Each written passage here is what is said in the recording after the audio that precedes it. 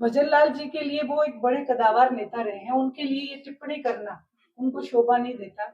भजन लाल जी ने हिसार को, जब सबको मेरी राम राम, सब पूरे हरियाणा प्रदेश को मेरी राम राम। और आज मुख्य रूप से आप सबको इसलिए बुलाया कि इंडियन नेशनल लोकदल हिसार लोकसभा से न केवल हिसार बल्कि 10 की 10 सीटों पे जो लोकसभा के चुनाव है, चुनावी बिगुल बच चुका है। और उसी प्रक्रिया में आज आप सब लोगों से मैं मुखातिब हुई हूँ और पूरे हरियाणा प्रदेश से ये प्रार्थना, और नारनौंद और 21 के बाद फिर आदमपुर में। तो ये हमारा रहेगा कि हर हल्के में जाएं और लोगों से मिलें।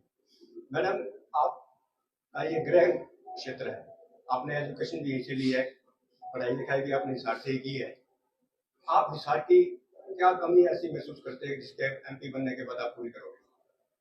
देखिए, हिसार लोकसभा में 9 हल्के आते हैं और 9 के 9 हल्के में मैं जाऊंगी, जिसमें से 3 में मैं जा चुकी हूँ। सड़कें कहीं पे भी, गांव में कहीं पे भी सड़कों का निर्माण नहीं है।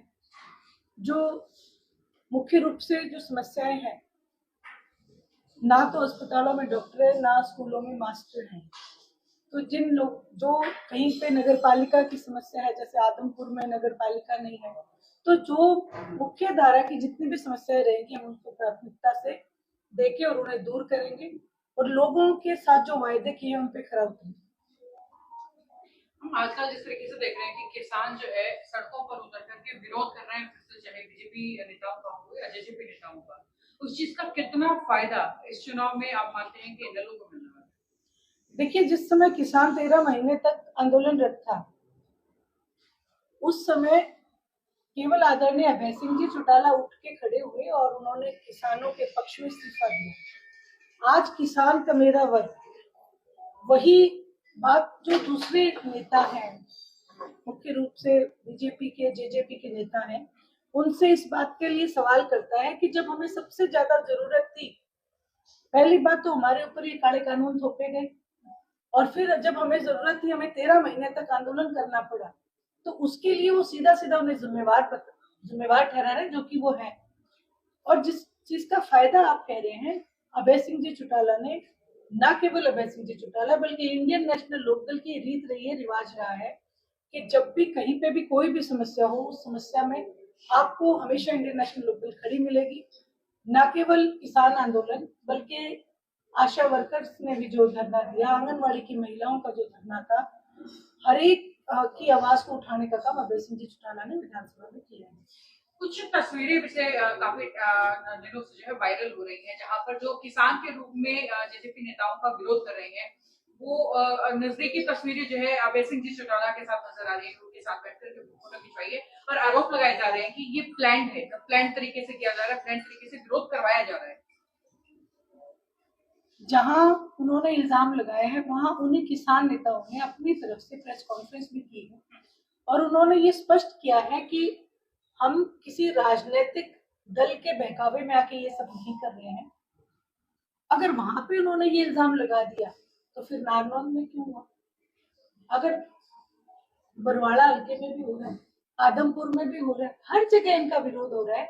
एक विशेष जगह का नाम लेके सिर्फ एक अपनी जेब मिटाने के लिए इल्जाम लगाए जा रहे हैं, और जबकि वो किसान जो है स्पष्ट भी कर चुके हैं। और उन्होंने ये भी बात कही है कि हम लोग भी किसान हैं, का मेरा वर्ग है, लेकिन फिर भी हम किसी ना किसी पार्टी से ताल्लुक रखते हैं। जेजेपी के ही एक नेता आज किसान के, जो वहां के जो अध्यक्ष हैं वो जेजेपी के नेता, उनकी भी फोटो उन्होंने दिखाई कि इस तरीके से तो फिर ये भी जेजेपी के प्लान है। ऐसा कुछ नहीं है और ये सब अपनी जेब मिटाने के लिए एक्सक्यूजेज है। सुनाना, 2 दिन पहले बरवाड़ा मंडी में रैली थी बीजेपी की, और जिसमें किसान अपनी फसल लेके वहां पर पहुंचे थे, लेकिन किसानों को वहां से मना कर दिया, नो एंट्री। और जो वीआईपी गाड़ी थी बीजेपी की, उनकी एंट्री। बिल्कुल मैंने लाइव कवरेज दिखाई हुई थी। जी बिल्कुल, मैंने देखा भी था वो। तो आज हम इसी लिए सड़कों पे निकले हैं क्योंकि ये फिर से जिस समय अंग्रेजों का राज हुआ करता था, जैसे भेदभाव हुआ करता था, वही भेदभाव आज भारतीय जनता पार्टी ने किसान कमेरे वर्ग के साथ करना शुरू कर दिया। इसीलिए हम लोग ये चाहते हैं कि भारतीय जनता पार्टी को सत्ता से बाहर किया जाए ताकि अमन और चैन हमारा भाईचारा कायम रहे। रणजीत चौटाला जी कहते हैं कि मेरे सामने मैदान में फिलहाल कोई है ही नहीं, और जो और पार्टियां हैं उनको भी कहते हैं कि कोई उम्मीदवार है ही नहीं, उनका कोई जनाधार नहीं है। इसको, इस बात को किस तरीके से देखते हैं? देखिए, वो बहुत आदरणीय है और बहुत कदावर नेता है, और जहां तक बात उनकी है कि कोई सामने नहीं है, मैं तो यही कहूंगी जनता जनार्दन को फैसला करना है, वो बताती है कौन सामने है कौन नहीं है। तो ये सारी जो चीजें हैं, ये जो सारी बातें हैं, मैं तो यही कहूंगी कि मैं तो खुद को बहुत छोटा मानती हूँ, लेकिन वोटर बहुत बड़ी चीज है और वो फैसला करते हैं कौन मैदान में है या नहीं है। मैडम, क्या देवीलाल जी ने कभी ऐसा सोचा था कि मेरे आने वाली भावी पीढ़ियां, मेरे पोते पड़पोते जो भी हैं, वो अलग अलग पार्टियों में जाकर के अलग अलग चुनाव लड़ेंगे, हमारा परिवार विघटन की ओर हो रहा है? कभी सोचा था मैंने देवीलाल जी ने इसी बात? देखिए, आदरणीय चौधरी देवीलाल जी ने पूरे हरियाणा प्रदेश को अपना परिवार समझा। उन्होंने कभी भी अपने परिवार, जिसको आप एक परिवार कहते हो, जिनके पीछे सिहाग या चौटाला लग जाए या कोई ब्लड रिलेशन हो, हरियाणा प्रदेश के जन्मदाता आदरणीय चौधरी देवीलाल जी रहे। जिस समय वो थे उस समय भी आदरणीय रणजीत सिंह जी चौटाला उनसे अलग ही थे। तो आज ये कोई मुद्दा नहीं है, और वही बात जो आदरणीय चौधरी देवीलाल जी की विचारधारा से ताल्लुक रखते हैं, वही परिवार है, और उन्होंने हमेशा इस बात को, बेशक चाहे कांग्रेस के नेता सभी इस बात का इल्जाम लगाते रहे कि उन्होंने परिवार की राजनीति की, लेकिन प्रत्यक्ष को प्रमाण की जरूरत नहीं। देश के प्रधानमंत्री की कुर्सी उन्होंने वीपी सिंह को दी थी, जो कि ना परिवार के थे ना धर्म के थे, लेकिन फिर भी उन्होंने अपना बड़प्पन दिखाया। उन्होंने हर एक को अपना परिवार समझा है। पूरा हरियाणा प्रदेश हमारा परिवार है। यही बात मैं भी कहना चाहता था। लोग कहते हैं मैम कि उधर से देख लो तो जेजेपी से नैना जी, इधर से आप, उधर से रणजीत चौटाला जी, मात्र एक चौटाला परिवार ही रह गया है। जो भी वोट डाले चौटाला परिवार को डाले, किसी और व्यक्ति को भी लाके यहाँ पे खड़ा कर देते, जिसको टिकट मिल जाती है, आगे जनता सोचती है उसके बारे में। अब जो भी परिवार के अंदर वोट जाएगा उसका चौटाला परिवार को जाएगा, चाहे इधर से दो चाहे उधर से। देखिए, ये आपकी बात, जो आपने ये जो प्रश्न किया, ये प्रश्न केवल राजनीतिक दलों की उठाए हुए प्रश्न है, जबकि जनता इस बात को बखूबी समझती है। आप ये एक बात सोचें कि उनकी विचारधारा किस पार्टी से है। अगर यही बात होती तो आज उनका विरोध क्यों होता? क्योंकि एक विचारधारा है जिससे लोगों को जुड़ना है, एक ऐसी विचारधारा है जिसको लोगों ने नकारना है। आज अगर जेजेपी और बीजेपी पार्टी का विरोध हो रहा है तो वो इस समय चौटाला परिवार नहीं देख रहे, वो केवल कैंडिडेट को देख रहे हैं कि ये कैंडिडेट कौन सी पार्टी की विचारधारा में चला गया। इसीलिए आदरणीय चौधरी रणजीत सिंह जी के लिए हमेशा लोग ये कहते रहे कि इन्होंने चौधरी देवीलाल जी के साथ ये कभी खड़े नहीं हुए। तो आज वो बात नहीं रह जाती। वही सवाल आपका है, वही जवाब मेरा है कि पूरा हरियाणा प्रदेश हमारा परिवार है। केवल चौटाला लगने से आदरणीय चौधरी देवीलाल जी के वंशज नहीं हो जाते। उनके जो उनके दिखाए हुआ रास्ता है उस पर चलना जरूरी है। देवीलाल जी के किस बात से ज्यादा प्रभावित है आप? किस नीति से ज्यादा प्रभावित है? आपने एक बड़ा टेढ़ा सवाल कर लिया। मैं उनके व्यक्तित्व से ही प्रभावित हूँ। वो एक पूरी लाइब्रेरी थी। एक तो पुस्तक होती, लेकिन वो लाइब्रेरी थी। कौन से ऐसे काम है जो उन्होंने नहीं किए? आज विपक्ष भी उनकी बुराई नहीं कर सकता। आदरणीय वीरेंद्र सिंह जी ने भी बड़े खुले मन से, खुले दिमाग से एक बात कही कि जो राज ओम प्रकाश जी चौटाला चला सकते, वैसा राज किसी को भी चलाना नहीं है।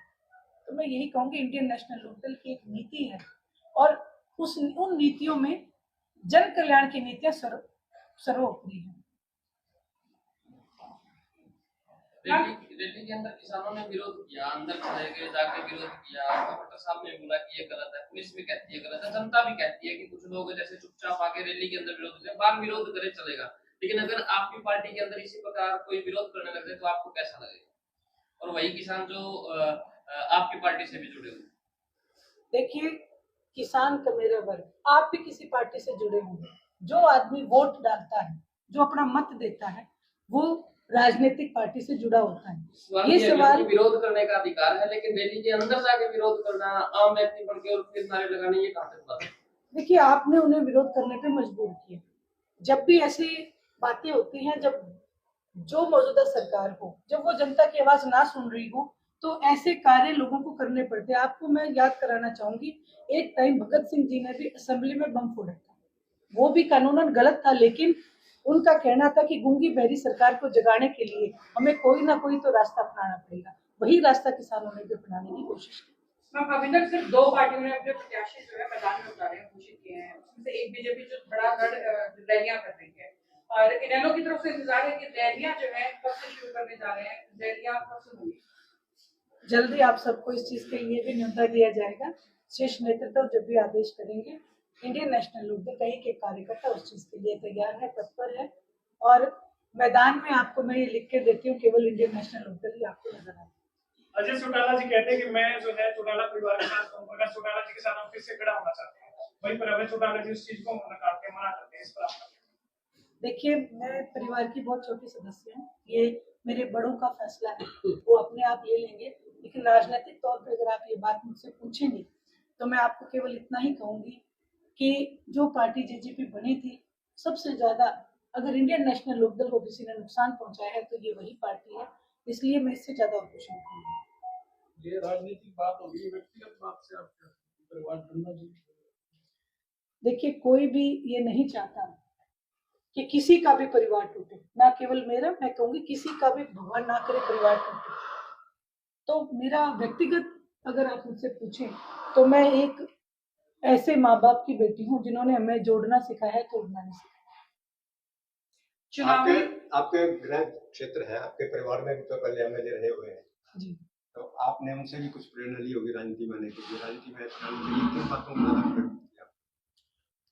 सबसे पहले तो मैं आपको उसमें बताना चाहती हूँ कि मेरे जो दादाजी थे, वो भी गांव के 20 साल तक सरपंच रहे। उसके बाद मेरे ताऊजी रहे, मेरे पिताजी, मेरी माताजी रही। एक बात मैं आपको दौलतपुर गांव की बड़ी खास बताती हूँ कि ये दौलतपुर गांव शोराणों का गांव, और उनका इतना बड़प्पन, तादाद में ज्यादा है लेकिन उनका इतना बड़प्पन कि हमेशा उन्होंने भी सरपंच जो है लांबा परिवार को चुना। एक भाईचारे की मिसाल उन्होंने कायम की। उसके बाद मैं जब कॉलेज में थी, तब भी मैंने छात्र राजनीति में हिस्सा लिया और मैं कॉलेज की प्रेसिडेंट बनी। वहीं उसके बाद जो आपने पूछा, दादाजी एमएलए जो थे चौधरी प्रताप सिंह, उनसे ये सीखा कि हमेशा लोगों के बीच जब भी सामाजिक कोई भी काम हो, उन्होंने राजनीति को समाज नीति से जिया। और मैं इसी बात से प्रेरित हूँ कि मैं भी उन्हीं की तरह राजनीति को समाज नीति के हिसाब से करना चाहती हूँ। हम स्टेट लेवल पर जो आप लोगों का मैनिफेस्टो है, उसके अलावा हिसार लोकसभा के लिए बेसिकली मुद्दे क्या रहने वाले हैं, किन किन चीजों पर अगर आप सरकार में आती है तो काम करेंगे? सबसे पहली बात कि जो हिसार लोकसभा में सबसे ज्यादा जो किसानी का सबसे रहा है, 70% यहाँ पे मेरे किसान भाई हैं। सबसे पहले तो हम एमएसपी के ऊपर गारंटी के कानून की लड़ाई लड़ेंगे और स्वामीनाथन की रिपोर्ट की लड़ाई लड़ेंगे। सबसे पहला जो ये काम हमारा रहेगा। उसके बाद हरियाणा प्रदेश में, जो कि मैं ये लिख के देती हूँ, आदरणीय अभय सिंह जी चौटाला यहाँ से मुख्यमंत्री निश्चित रूप से बनने जा रहे हैं। जैसे ही सत्ता आएगी, सबसे पहले जो बुजुर्गों की पेंशन, जो जेजेपी एक वायदा करके आई थी, जो झूठा वायदा था 5100 करने का, इंडियन नेशनल लोकदल का ये वायदा है कि जैसे ही सत्ता में आएंगे 7500 बुजुर्गों की पेंशन होगी। जो हमारे बेरोजगार बच्चे हैं, जिनको आज सबसे ज्यादा अगर चला गया है तो सरकार में युवाओं को चला गया, तो युवाओं के लिए हर घर से एक बच्चे को रोजगार, और जब तक उन्हें रोजगार नहीं मिलेगा 21,000 रुपए बेरोजगारी भत्ता देंगे। महिलाओं के लिए एक नई पेंशन शुरू करेंगे। हर घर को, हर चूल्हे को 1100 रुपए और एक गैस का सिलेंडर भरवा के देने का काम करेंगे। अनेक ऐसे जो परिवर्तन यात्रा के दौरान समस्याएं सामने आई, उन तमाम समस्याओं को हमने नोट किया है और हम उन सभी समस्याओं को दूर करेंगे। मैम, ये जो आपने चीजें बताई, ये पूरे स्टेट लेवल की चीजें थी। मैं हिसार लोकसभा के लिए स्पेसिफिकली कि इस लोकसभा की क्या समस्याएं आप मानती हैं और उन समस्याओं में से किन किन के ऊपर काम करेंगे? मैं हिसार लोकसभा को देखो, जो सबसे पहले सड़कों का निर्माण, कोई भी कॉलेज या कोई भी नई जो यूनिवर्सिटीज हैं वो नहीं बनवाएगी, उनका निर्माण कराएंगे। और जितने भी जैसे नगर परिषद वगैरह जो आदमपुर की जो खास समस्या है, उसको हम लागू करने का काम करेंगे। फाइट किसके साथ समझते हैं? हम यहाँ फाइट करने नहीं, जनता का प्यार लेने आए हैं और जो भरपूर मिल रहा है आदरणीय चौधरी देवीलाल जी ने हमेशा लोगों के दिलों में जगह बनाई है और वही जगह हम बनाने के लिए। मैडम आप हिसार से हैं, आपका गृह क्षेत्र हिसार है और लगातार आप चुनाव प्रचार में कह रही है अभी मैं बात तोड़ने के लिए आई, क्या हिसार की जनता बात करेगी? बिल्कुल, आज ये हमारे धर्म में है कि हिंदुस्तान में एक बड़ी रीत है कि जब भी भात की बारी आती है तो 36 बिरादरी इकट्ठी होकर गांव से जाती है और वो भात भरती है और मैं भी 36 बिरादरी से अपना भात भरवाने जा रही हूँ। और एक वायदा और भी मैं करती हूँ कि भात आप ठोक के भर देना, बात सवाया करके मोड़ने का भी मेरी जिम्मेदारी है। भजनलाल जी ने जो भजनलाल जी के ऊपर जो मनोहर लाल खट्टर जी ने कमेंट किया है उनको लेकर के क्या कहना चाहेंगे? मैं सबसे पहले तो ये कहना चाहूंगी भारतीय जनता पार्टी वो दल है जिसने किसी को भी ठगने में गुरेज नहीं किया। भजनलाल जी के लिए वो एक बड़े कदावर नेता रहे हैं, उनके लिए ये टिप्पणी करना उनको शोभा नहीं देता।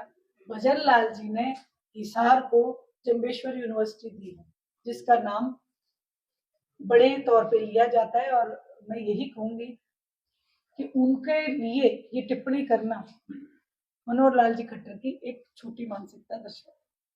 मैडम एक बात बताऊं आपको, मैं आपको भी याद होगा ये भजनलाल जी ही थे जिन्होंने 85 एमएलए होने के बावजूद भी देवीलाल जी की सरकार गिरा दी, रातों रात वो सारे कांग्रेस में चले गए। देखिए यहाँ पे मैं पर्सनल होकर कोई बात नहीं करूंगी। इंडियन नेशनल लोकदल वो एक राजनीतिक दल था जिसने अपना राजनीतिक दुश्मनी निभाई थी, लेकिन यहाँ एक बात जब एक जो स्वर्ग सिधार गए एक नेता की हो रही हो तो मैं इस बात का जवाब राजनीतिक हिसाब से ही देना चाहूंगी क्योंकि उन्होंने हिसार के लिए जंबेश्वर यूनिवर्सिटी बनाई और फिर भारतीय जनता पार्टी ने मनोहर लाल जी खट्टर ने स्वयं हिसार में आके जिस समय बाई इलेक्शन था आदमपुर का, कुलदीप बिश्नोई जी को ये विश्वास दिलाया था कि आपके बेटे को मैं मंत्री बनाऊंगा। तो मैं ये बात मैं नेताओं को नहीं, मैं वोटर को ये बात समझाना चाहती हूँ कि आप नेताओं के बरगलाने पे पार्टियां ना बदलें, आप अपने विवेक से अपनी सूझबूझ से वोट करें। कुलदीप बिश्नोई की नाराजगी पहले और ऊपर से पूर्व मुख्यमंत्री का भजनलाल पर इस तरीके का कमेंट, क्या लगता है आदमपुर हलके से वोटों में कितनी चोट या सेंध लग सकती है इन दो चीजों की वजह से भाजपा के लिए? देखिए ये जनता को डिसाइड करना है और लेकिन मैं तो यही कहूंगी कि उनका अपमान करना ये बहुत गलत था। और जहां तक आपने कहा कुलदीप बिश्नोई जी, मैं कुलदीप बिश्नोई जी जिस समय भारतीय जनता पार्टी के आगे नतमस्तक हुए थे तभी मैंने ये बात कही थी कि केवल ईडी के डर से किसी के आगे नतमस्तक नहीं होना चाहिए, आपको अपनी लड़ाई दबंगता से लड़नी चाहिए या अगर आप लीडर हो तो आप अपनी उस लड़ाई को लड़ो। आदरणीय अभय सिंह जी चौटाला ने एक सीट होते हुए भी जनता की लड़ाई लड़ते वक्त अपनी एक सीट से इस्तीफा देने में भी गुरेज नहीं किया। बहुत धन्यवाद।